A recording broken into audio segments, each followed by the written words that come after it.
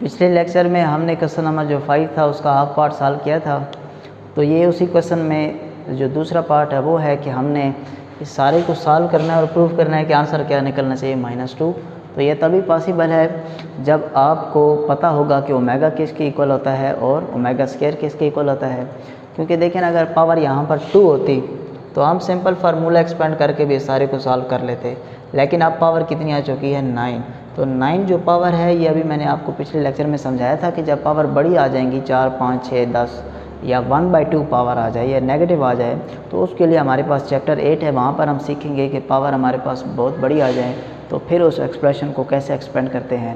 फ़िलहाल यहाँ पर हमने कोई अलजेब्रिक टेक्निक यूज़ करनी है क्योंकि हमें नहीं पता कि पावर 9 को कैसे एक्सपेंड करें। तो बजाय इस पावर 9 को छेड़ने के हम जो यहाँ पर हमारे पास अंदर टर्म्स लिखी पड़ी हैं इनमें हम किसी तरह वो वैल्यूज़ लेकर आते हैं जिनकी हमें कीमत मालूम है।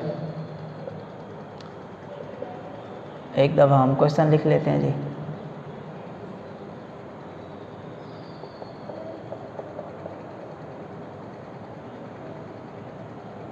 सारे को सॉल्व करके आंसर हमारे पास आना चाहिए था -2। तो लेफ़्ट हैंड साइड ले लेते हैं।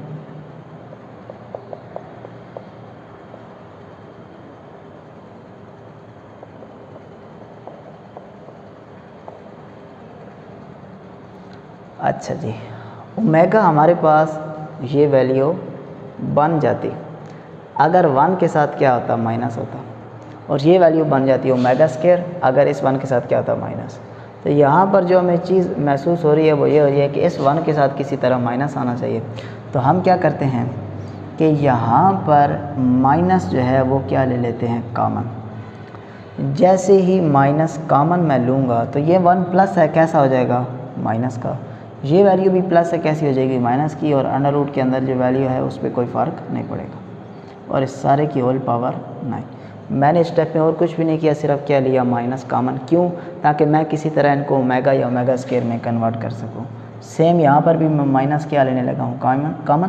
तो ये 1 प्लस का है कैसा हो जाएगा माइनस, और ये माइनस है कैसा हो जाएगा प्लस, और अंडर रूट के अंदर जो वैल्यू है वो चेंज नहीं होगी।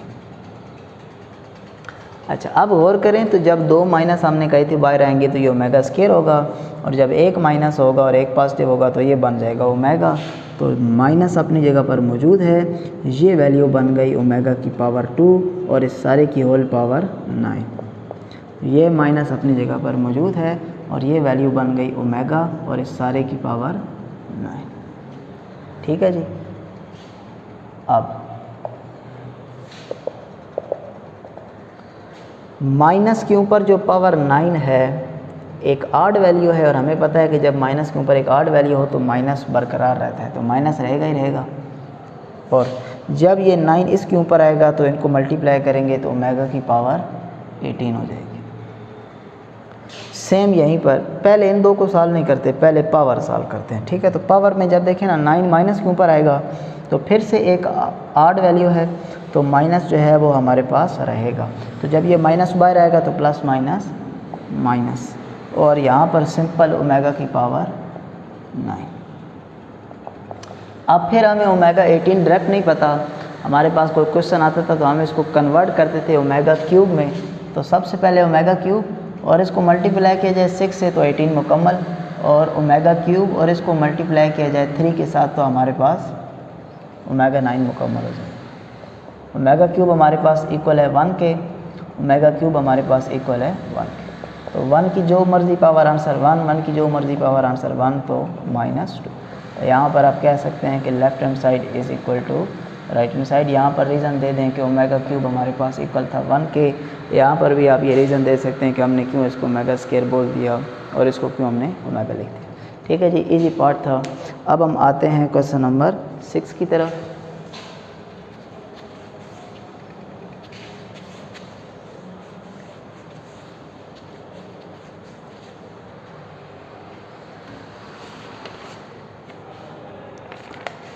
क्वेश्चन नंबर जो 6 है वो भी इंतहाई इजी क्वेश्चन है। उसकी स्टेटमेंट है कि इफ़ ओमेगा इज़ द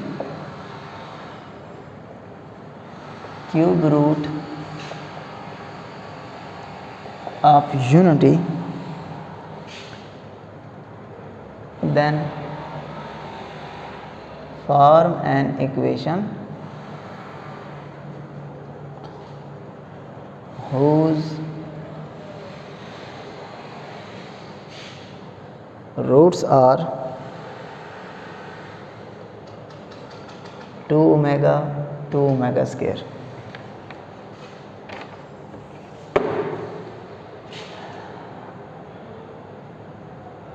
यहाँ पर अब हमारे पास जो स्टेटमेंट है उसमें लिखा हुआ है कि if omega is the cube root of unity then form an equation. तो मेन जो आपके पास स्टेटमेंट है वो ये है कि फॉर्म एन इक्वेशन। आपने एक इक्वेशन बनानी है, यानी कि क्वाड्रेटिक इक्वेशन, जो कि आप 10th जो चैप्टर है उसमें भी सीख चुके हैं कि किस तरह आपने फॉर्म करनी होती है। और आपको मेन आगे चल के गिवन है कि whose roots are 2 omega and 2 omega square. आपको उस इक्वेशन के जो रूट्स हैं वो गिवन है, वो पहले से पता है कि इस इक्वेशन के जो रूट्स हैं वो क्या होंगे। अगर हम 10th की बात करें तो सिंपल मैं कहता हूँ कि एक रूट 1 गिवन है और एक रूट 7 गिवन है। हमें अगर इक्वेशन बनानी होती थी तो हमें एक खुद से इक्वेशन याद रखनी पड़ती थी, x square minus s x plus p is equal to 0। ठीक है, अब इसमें जो एस है वो ज़ाहिर करता है सम को, जो पी है वो ज़ाहिर करता है प्रोडक्ट को। सम का मतलब इनको प्लस कर दें तो 7 + 1 8, प्रोडक्ट का मतलब इनको मल्टीप्लाई कर दें तो 7 को 1 से मल्टीप्लाई करेंगे 7। बस ये वैल्यूज़ यहाँ पे पुट करेंगे इधर और आपके पास जो इक्वेशन है वो फॉर्म हो जाएगी। ये कहाँ से आती है इसका प्रूफ भी हमने किया हुआ है। ठीक है, अगर आपने नहीं देखा तो आप जो 10th क्लास के लेक्चर्स हैं उनके अंदर इसका जो प्रूफ है वो मौजूद है, तो वहाँ पर आप इसका प्रूफ दे सकते हैं कि ये हम क्यों, इसकी मदद से हम क्यों कोई इक्वेशन फॉर्म कर सकते हैं। ठीक है जी, अच्छा जी। तो अब हमें जो रूट्स हैं उधर तो थोड़े इजी गिवन होते थे, जिस तरह 1 और 7। इधर जो रूट्स हैं वो थोड़े से चेंज गिवन है। तो हमें सिंपल इन रूट्स का क्या चाहिए, सम चाहिए और क्या चाहिए, प्रोडक्ट चाहिए। तो सबसे पहले हम कहते हैं जी गिवन रूट्स जो कि हमारे पास हैं 2 ओमेगा और 2 ओमेगा स्क्वायर। एक दफ़ा हम कहते हैं जी सम का मतलब हो गया 2 ओमेगा प्लस 2 ओमेगा स्क्वायर। 2 यहाँ से कॉमन लेते हैं तो आ गया ओमेगा प्लस ओमेगा स्क्वायर, और हमें पता है कि इसकी जगह क्या पुट हो सकता है -1, तो सम हमारे पास बन गया -2। आप यहाँ पर रीज़न दे सकते हैं कि omega plus omega square equal होता है -1 के। सम के बाद अब हम फाइंड करते हैं जी प्रोडक्ट। प्रोडक्ट का मतलब है इन वैल्यूज़ को मल्टीप्लाई करना, 2 ओमेगा मल्टीप्लाई 2 ओमेगा स्क्वायर, 2 और 2 मल्टीप्लाई के 4, ओमेगा और ओमेगा स्क्वायर मल्टीप्लाई होकर ओमेगा क्यूब, और ओमेगा क्यूब की अगली जगह पे पुट हो जाएगा 1, तो प्रोडक्ट की वैल्यू हमारे पास आ गई है जी 4। ठीक है जी, अब बस हमने सिंपल इक्वेशन बनानी है जो हमें रिक्वायर्ड इक्वेशन चाहिए वो हम फाइंड करते हैं। उसके लिए हमें सबसे पहले लिखना है x square minus s x plus p is equal to 0। Sum की जगह पर हमने पुट करना है -2 और प्रोडक्ट की जगह हमने पुट करना है 4। ये माइनस और माइनस अगले स्टेप में प्लस हो जाएंगे और ये हमने बना ली रिक्वायर्ड इक्वेशन। ठीक है जी, यही हमें इस क्वेश्चन में फाइंड करनी थी। ये भी क्वेश्चन बहुत ज़्यादा आसान था। अब आगे चलते हैं जी क्वेश्चन नंबर 7 पे।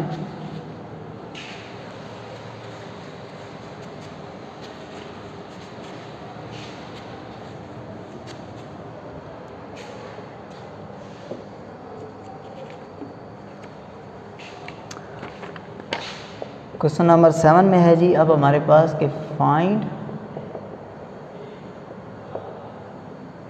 4th roots of 16, 81, 625। 3 हमारे पास पार्ट हैं इसमें। इससे पहले 10th क्लास में और इसी चैप्टर में 4 में आपने क्यूब रूट फाइंड किए थे। अब वो कह रहा है कि 4th रूट फाइंड करें, तो प्रोसेस हमारे पास बिल्कुल सेम ही रहेगा। सबसे पहले हम फाइंड करते हैं 16 को, तो हमने 16 के क्या फाइंड करना है, 4th रूट। स्क्वायर रूट का मतलब है 1/2, क्यूब रूट का मतलब है 1/3, 4th रूट का मतलब है 1/4। ठीक है, और इसको अपनी तरफ से किसी x के इक्वल लिख दिया। अब हम अपने क्वेश्चन को आसान बनाने के लिए दोनों तरफ पावर 4 ले लेंगे। जब इधर पावर 4 लेंगे तो पावर 4, और जब इसके ऊपर पावर 4 लेंगे तो ये 4 और वो 4 आपस में कैंसिल होकर सिंपल क्या आ जाएगा 16। अब प्लस का 16 इक्वल के जब इधर आएगा तो क्या हो जाएगा माइनस का 16 इज इक्वल टू 0। ठीक है। अच्छा, अब हमें जो पावर 4 है ना उसका तो फार्मूला नहीं ना पता, हमें तो मैक्सिमम पावर 2 का फार्मूला पता है। ठीक है, तो हम इसको लिख सकते हैं एक्स स्क्वायर का स्क्वायर। क्यों? हम ऊपर स्क्वायर ला रहे हैं क्योंकि हमें फार्मूला स्क्वायर का आता है माइनस, फिर इसको भी स्क्वायर में कन्वर्ट करना चाहिए, ये तो ईजी है, इसको कह सकते हैं 4 का स्क्वायर कि नहीं जी। अब ब्रैकेट में ये इस वैल्यू को आप a समझें और इस वैल्यू को b समझें, तो इसको यूँ पढ़ें a square minus b square, और ये फार्मूला बराबर होता है a square minus b square, a plus b और a माइनस b। तो इसी वैल्यू को हम एक दफ़ा एक्स स्क्वायर प्लस 4 और एक दफ़ा एक्स स्क्वायर माइनस 4 में लिख देंगे इक्वल टू 0। ठीक होगी जी कहानी। बस अब सिंपल, इसको अलहदा से 0 के इक्वल और इसको अलहदा से equal to 0, either x square plus 4 is equal to 0 और x square minus 4 is equal to 0। पहले इसको सॉल्व करते हैं। ये प्लस हो तो फार्मूला हमारे पास नहीं है, तो प्लस का 4 उधर जाके क्या हो जाएगा माइनस का 4। हमें तो x चाहिए, दोनों तरफ क्या ले लेंगे जी स्क्वायर रूट, ये इसके साथ कैंसल, प्लस माइनस 4 का स्क्वायर रूट होता है 2, और अगर माइनस अंडर रूट में आ जाए तो अगर उसको लिखा जाए तो फिर क्या बना देते हैं आयोटा, क्योंकि हमें पता है ना जी आयोटा किसके इक्वल होता है under root minus 1। Under root में माइनस आता जाए तो वो किसको बना देता है आयोटा को, तो यहाँ पर इस माइनस की वजह से क्या आ गया हमारे पास आयोटा, और 4 का स्क्वायर रूट क्या आ गया 2। अच्छा, यहाँ पर तो हम फार्मूला बना सकते हैं ना x का स्क्वायर माइनस 2 का स्क्वायर। ठीक है जी, तो आप फार्मूले के मुताबिक एक दफ़ा प्लस और एक दफ़ा माइनस, इसको भी आइदर इज इक्वल टू 0 और इसको अलहदा से 0, यहाँ से आंसर -2, यहाँ से आंसर +2, तो 2 आंसर यहाँ पर आए और 2 आंसर हमारे पास यहाँ पर आए, तो टोटल हमारे पास जो आंसर आ गए वो 4 आ गए। 4th रूट था तो इसके 4 आंसर हमारे पास आने थे। ठीक है जी, तो आप इसको कह सकते हैं कि प्लस माइनस 2 आयोटा, और प्लस का 2 अलहदा लिखें, माइनस का 2 अलहदा लिखें, या दोनों को इकट्ठा लिख दें प्लस माइनस 2। ठीक होगा जी बात बिल्कुल। अब सेम इसी पैटर्न पे जो आपके पास है 81 वो भी सॉल्व होगा, और जो 625 है वो भी सॉल्व होगा।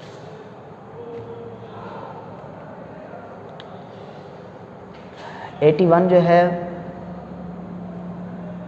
लेट 81 और इसकी पावर क्या हो गई 1/4। क्वेश्चन को इजी बनाने के लिए ऊपर भी पावर 4 और इधर पावर 4 करेंगे तो सिंपल 81 को जब इक्वल के इधर लेकर आएंगे तो माइनस का 81। हमें तो 4 का फार्मूला नहीं पता, इसको स्क्वायर में कन्वर्ट करते हैं और यहाँ भी स्क्वायर होना चाहिए, तो ये होता है हमारे पास 9 का स्क्वायर। अब सिंपल हो गया फार्मूले के मुताबिक, एक दफ़ा एक्स स्क्वायर प्लस 9, एक दफ़ा एक्स स्क्वायर माइनस 9।